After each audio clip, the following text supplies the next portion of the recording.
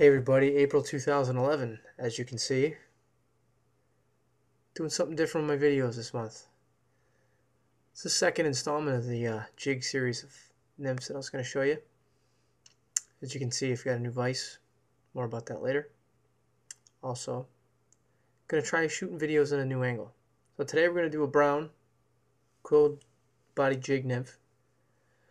This is a number 10 Dohiku G hook with a 1/8 tungsten bead slotted. I'm going to start off with some 140 UTC in dark brown. Just cover up some of that flat lead wire, about 4 turns in there.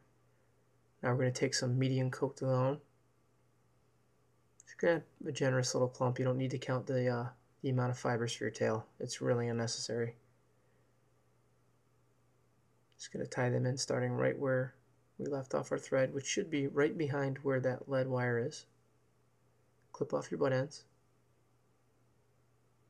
Stop where the shank of the hook starts to bend down into the bend of the hook. And now we're going to get one brown Polish quill. When you go to affix one of these in the shank of the hook, what you want to be cognizant of is you don't want to start it down where it's extremely thin. As you can see, I've cut it where it starts to taper. Also, when you tie this in, the dark banded edge should be face down. Should be, doesn't need to be, but that's the way I like to tie it. So if you prefer it the other way, that's totally up to you.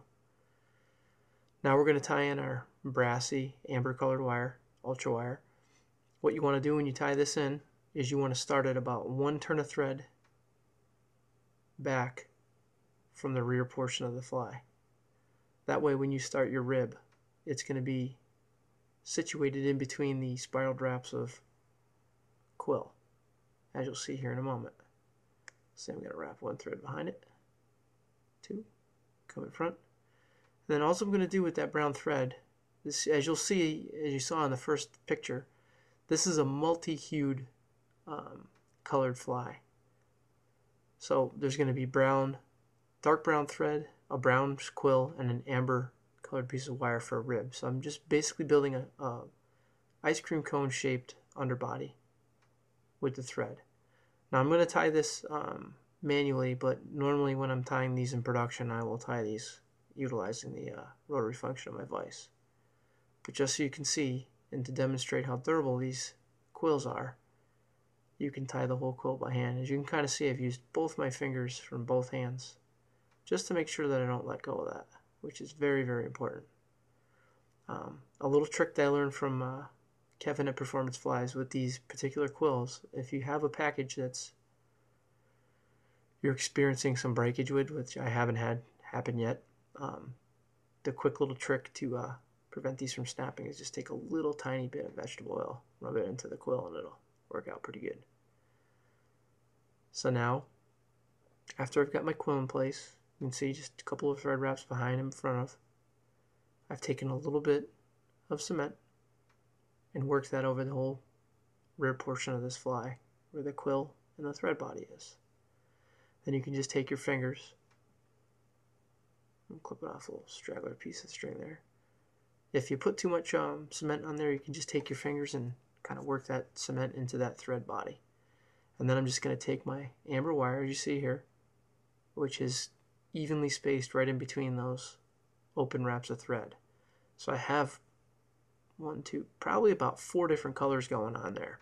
If you count the dark banding, the regular brown colored quill, the dark brown thread, and then the amber colored wire. I'm not going to tie this one with a hot spot. It's totally up to you. But I'm going to use some pheasant tail ice stub and then some brownish gray hare's ear as my collar. Do my split thread technique. But you surely could do a dubbing loop if you wish, if you're not too comfortable with doing the split thread. I'm going to put a tiny pinch of the ice stub in there first, and then the hare's ear for the collar behind it. And then I'll spin the thread. The beauty about this pattern right here, this particular color scheme, works really well right now, especially if you have Quill Gordon's or Hendrickson's hatching. Hint, hint. and you're looking for a weighted version or a weighted fly. You can kind of see it's a very, very sparse rope. It's not even a rope, it's very, very scraggly. And you'll see why I do that in a moment. A couple things you can do. I'll probably do it on the next video, but if you wanted to put a hotspot on this, you could actually do it in 2 positions. You could do a tag at the tail of the fly, or you could do it after you put this collar on, right up behind that bead. You can see it'd be a nice little ice stub collar with the hairs here in front of it. That's real spiky, you can pick it out. It's going to represent my legs. And then I'll just whip finish, clip, and the fly's done. Like I said, if you wanted to do a hotspot collar, you could do it right over those thread wraps. Show you a picture of this. I'll turn it into vise so you can see. And that's the fly. Enjoy. It's a real easy one. Fish as well. And also thank you to our sponsors, Regal Vise, manufacturers of the world's best fly tying vices and accessories. Good times.